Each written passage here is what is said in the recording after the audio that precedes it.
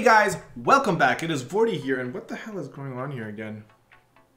Anyways, nice way to start a video, right? Just... Okay, let's take a look at all of these units that I was planning on doing before I distracted myself with my own introduction.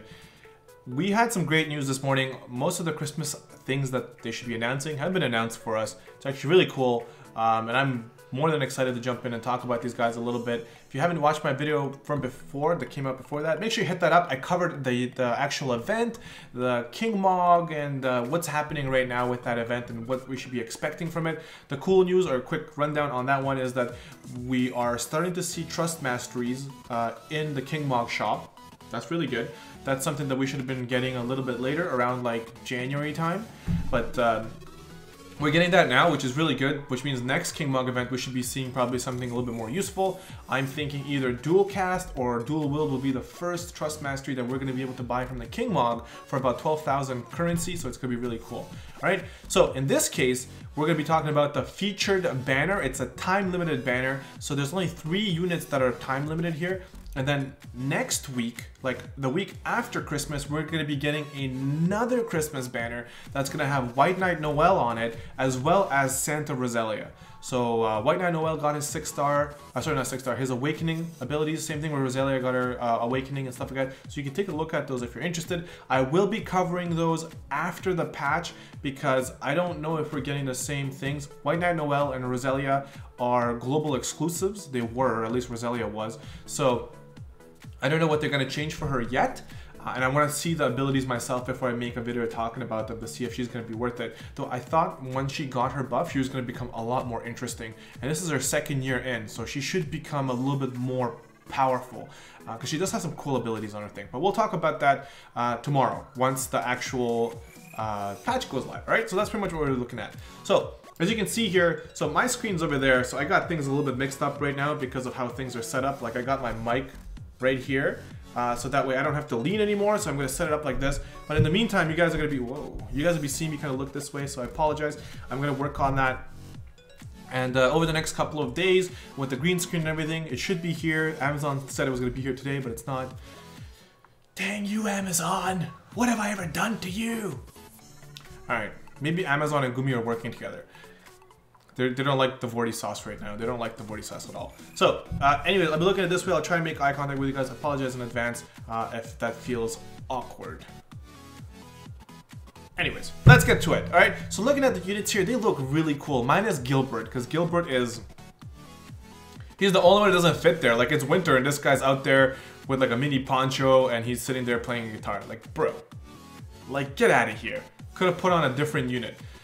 Gilbert got a 6-star awakening. He is the troll of this banner, okay? He doesn't belong here. But I think he is going to be one of the bonus units, so at least we're going to be able to get that.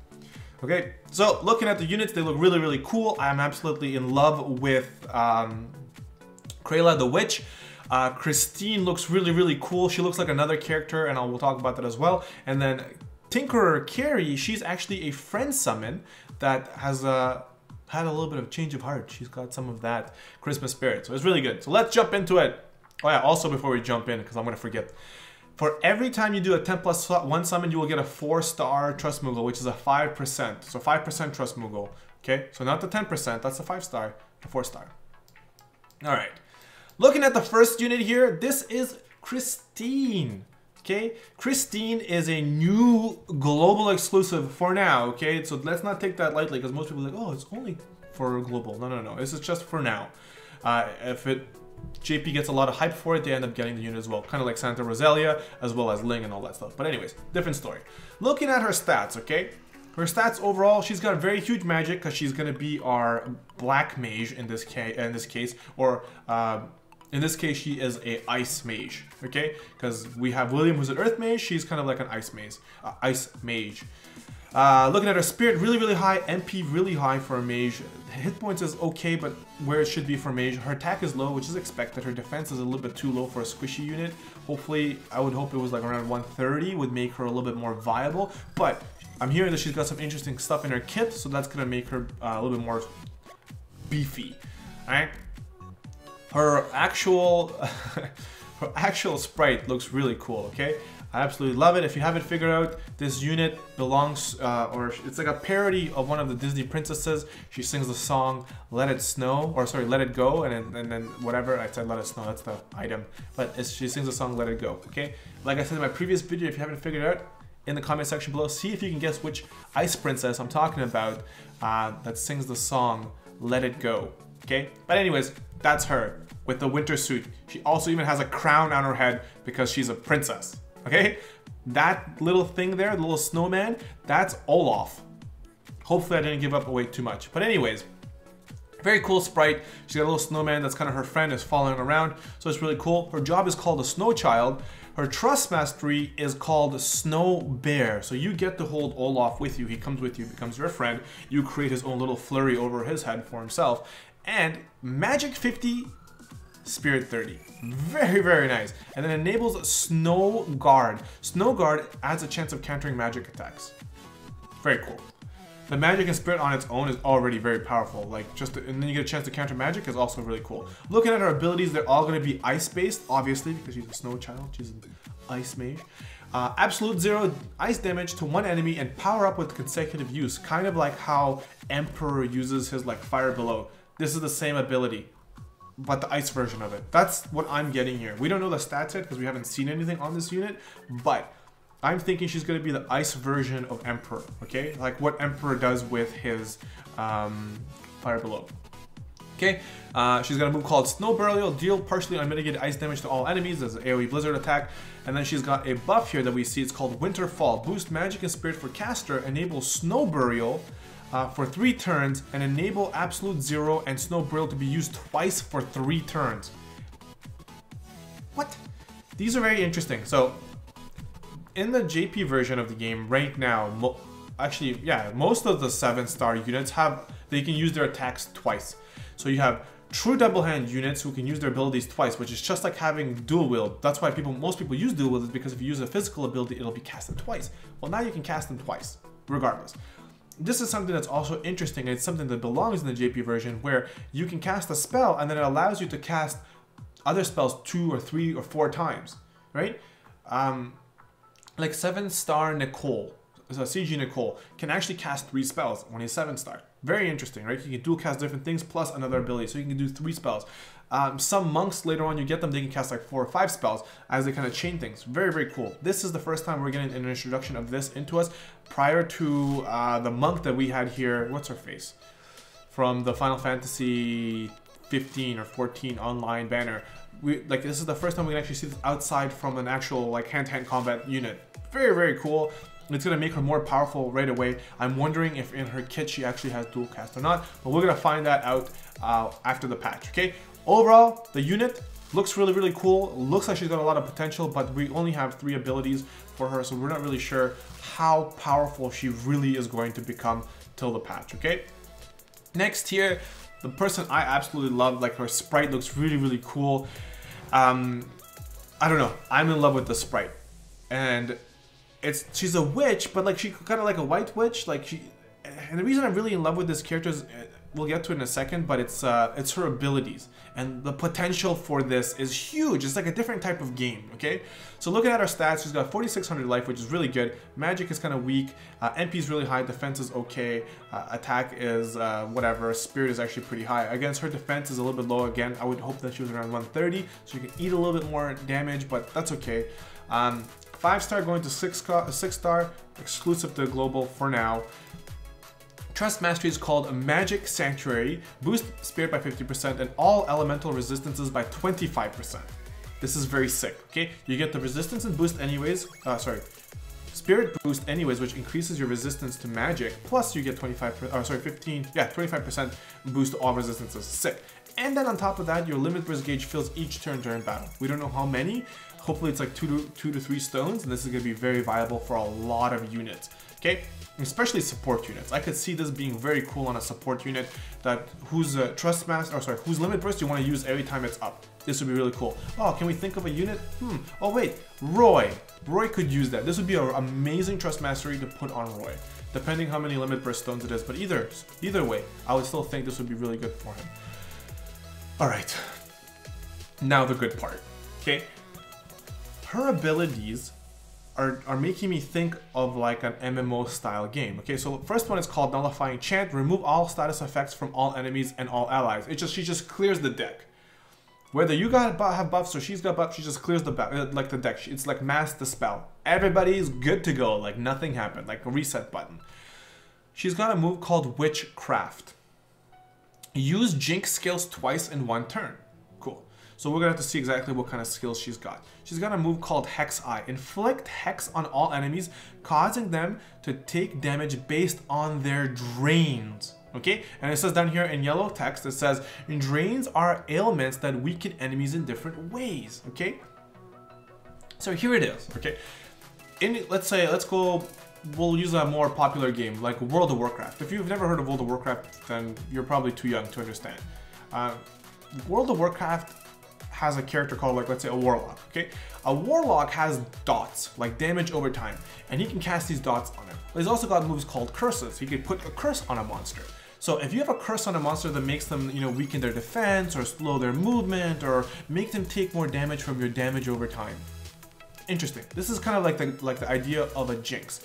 You put on like a curse, and then you put a bunch of drains on them. You can put stuff like poison, like, let's say something that steals their MP over time, let's say like bio, any of these things that would apply differently, like different debuffs on the unit. And then she would use something like a Hex Eye, which will inflict overall damage. Like, let's say for every single debuff you have on the monster, I think it does 10% more damage. It'll be like 200% plus 10% for every other debuff the monster has. It's because it says here, all like the drains are ailments that weaken the enemies in different ways. So unlike in World of Warcraft, it might only be tied into something like, let's say, that reduces stats, or something that reduces like their hit points over time. So something like poison or virus or disease would release their, or what was the other one they used to use? Corruption, which just damages the unit over time. And then you use like one move and it just calculates it all and just does like a one shot for him. In this case, it seems like it's everything. Anything that debuffs the units, anything that brings their stats down. So you're looking at attack, defense, magic, spirit, disease, any other additional unique abilities that might reduce some sort of stats in some way that sit on the unit.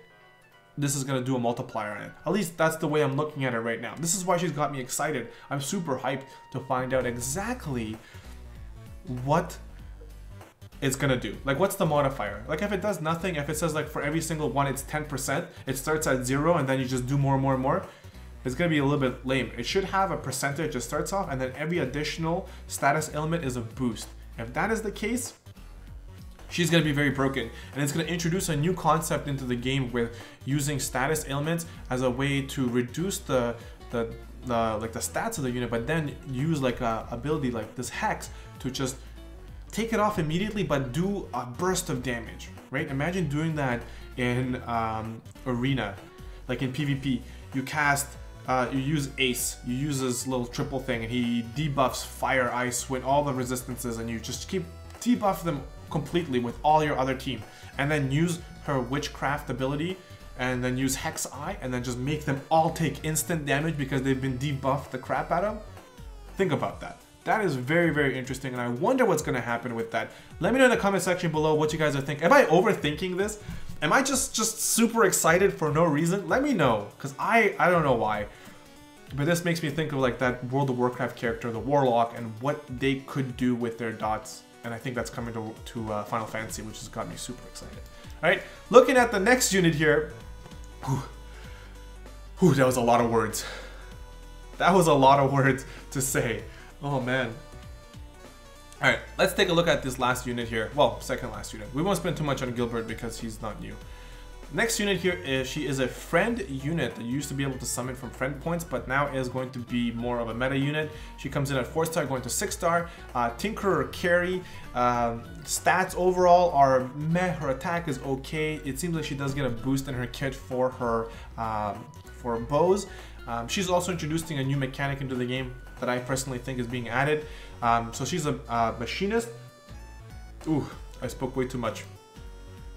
So she's a machinist. Trust Mastery is called Tinkerer Bow. So this is the new thing I'm telling you guys and trying to point out.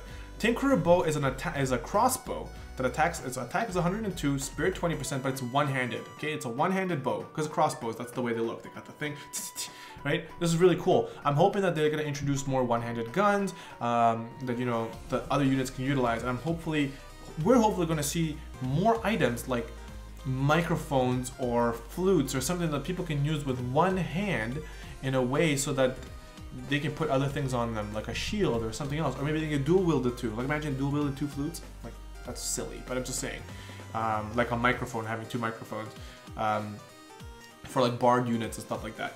This is really cool. I think this Trust Mastery is actually going to be really unique, and it's going to be really good for a lot of units that we might not have used before for damage dealing, like Lorena or any bow using unit that had good attack and had good buffs. You didn't want to use a what do you call it, like a bow, because you couldn't attack twice. Now you can use 2 of these Trust Masteries and boom, she's going to be doing a lot more damage, or he's going to be doing a lot more damage, because now they can dual wield these amazing attacking weapons, right? Which is going to be really, really cool. I'm curious to see where that's going to take the game, because there's a lot of cool range units that people are not using because they're limited to having to use 2-handed weapons. Like Olive is a 2-hand user, but there's other units out there that could benefit a lot from having dual wielding like bows or whatever. Okay guys, so looking at her abilities here, she's got a move called Fly. She jumps in the air, she confuses one enemy because she just flew. She's like, wee, and the guy's like, whoa, and then she comes down and she attacks a different person. That's the way it seems. Confuse one enemy, then attack next turn. So I'm not sure if she attacks and confuses the same enemy, but like she's like running, and then she's like, and the guy's like, whoa, like how are you flying, bro? And gets confused. He's like, oh, like I'm confused. And that unit that's confused, he turns around and he punches his buddies, and he's like, I don't know what that really means, but it's like a jump move, but also has a confuse on it, so you confuse it and then you jump. So technically that confused target doesn't really even see that this person jumped. Like you confuse them, they think you jumped, and then you come back and you punch them in the face. I think that's what that means, but jokes aside, it's a jump ability with a confused in it. Now, very festive abilities. She's got explosive ornament. That's absolutely awesome. Damage and chance to blind all enemies. Yeah, of course, because when you explode an ornament, all those little fine pieces of glass, it's gonna go in your eyes, and you'll be like, ah, it's gonna be ridiculous. Then she's got a move here called Inner Strength. It's a passive, boost attack and spirit when equipped with a bow, and boost physical damage against demons. So I was right, she does have a little bit of a kit inside her that boosts her damage with bows. So hopefully she's got some abilities in here that are chainable. Having 2 Tinker bows on herself might actually make this unit viable for chaining, but we'll have to see what's going on. And the last unit here to end our video with is gonna be Gilbert the Bard. Overall, all stats are horrendous, okay? He starts at a 3-star, he goes to 6-star, terrible stats. He's got a terrible harp, okay? It does 76 attack, 41 magic, and a chance to inflict sleep. Absolutely useless and redundant because the units that use harps are not utilizing their attack. They normally either you need spirit or something to survive. The magic is pointless. You might as well put, you know, something else like a rod or a staff with magic, because this is just really low.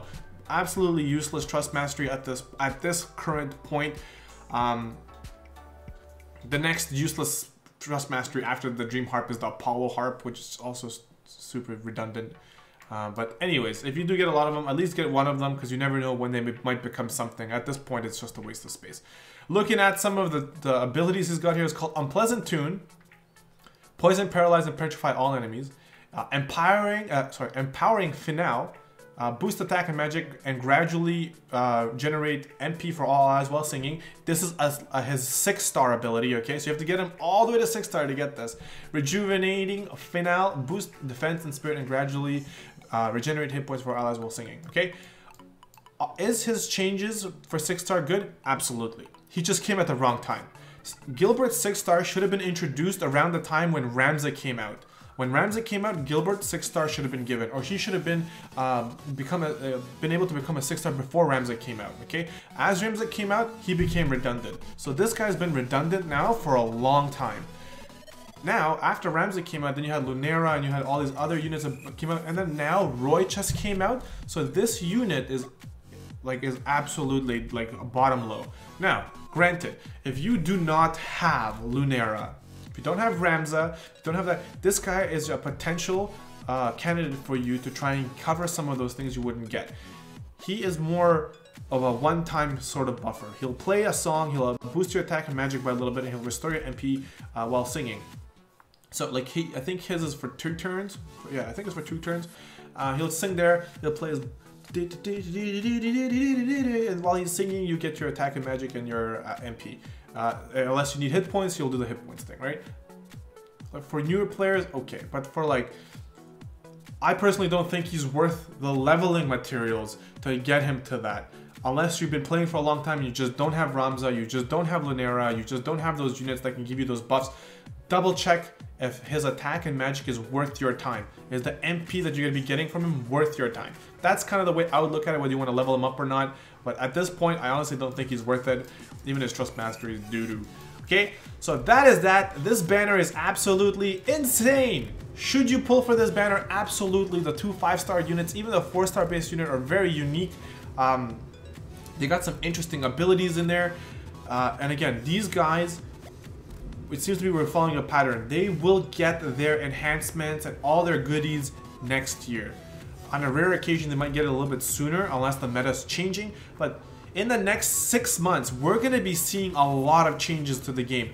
By the summer of like 2018, which is just about to happen, we're going to have 7 stars. We're going to have all the CG units plus bonus CG units like Hugh come out. So in the next 6 months of this game, the whole game is going to change towards the 7-star based system. So those are the big changes that are coming along. Just remember, that's where we're heading. As you get doubles of units, hold on to them, especially the 5-star units, so you can get them to 6-star. They're changing a lot of things. Trust Masteries, like Super Trust Masteries, are changing a lot. They still haven't been fully implemented in the game. They're also adjusting how you level up a unit. Now you only need to have 1 unit to level up a unit to 7 stars. So you need just duplicates. So you have 1 unit, you get another unit, you can make that person into a diamond, you can put that diamond into this guy and he becomes a 7-star. So it's a lot simpler than it was before, or at least how they explained it before. And same thing for Super Trust Masteries. If you have, I think, 2 units, so you have your unit plus 2 more units, you get him to 7-star, and then these 2 units can be fused into that for the Trust Master, Super Trust Mastery. And it also seems when you break the units, you make a crystal of them, and they just kind of sit there in for inventory. And you can feed Trust Masteries into that, what do you call it, into that crystal to kind of keep it grow. At least that's the way it seems. I don't know if they fully implement that or not, but that's kind of what the gist I'm getting from reading the forums and everything. But what I'm trying to say, the year is long. By the time these units get their buffs, it's going to be really interesting. What kind of buffs they get. They might actually get their 7-star buffs, or they might actually get their awakenings a lot sooner to try and keep them in the meta. But then again, it's Gumi. We don't really know what they're gonna do. Okay, guys, thank you so much again for joining me for another video here, talking about the winter units. Let me know in the comment section below, what are you guys gonna be doing? Are you gonna be pulling for these units? Which one of these units has stolen your heart? Which one of them has stolen your heart? Okay. I'm absolutely loving Kryla. I'm loving her kit. I'm loving her abilities. I just can't wait to find out what else she's going to do to see if my hype is real for that lady. And then I'm going to hope that I actually get her, because I didn't get Cloud. If I do get her, I'll be pretty happy. Alright guys, thank you so much for sticking around. Hit that like button, that subscribe button. Share the videos to help a bro out and maybe spread some of my bad luck so that I can get some good luck. I don't know. Help a bro out. I will see you guys in the next video. This is Vortie. I'm out of here. Peace.